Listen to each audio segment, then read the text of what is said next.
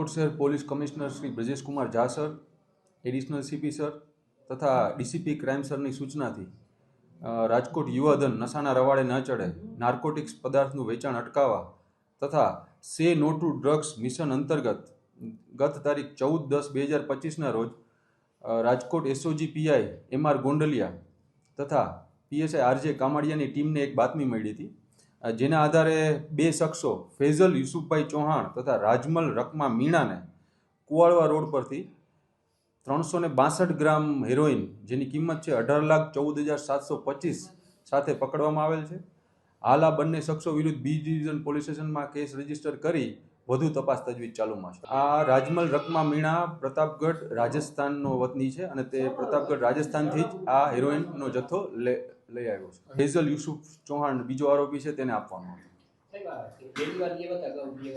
પેલા 392 ગ્રામનો જથ્થો મળ્યો છે અને છૂટકમાં પછી વેચાણ.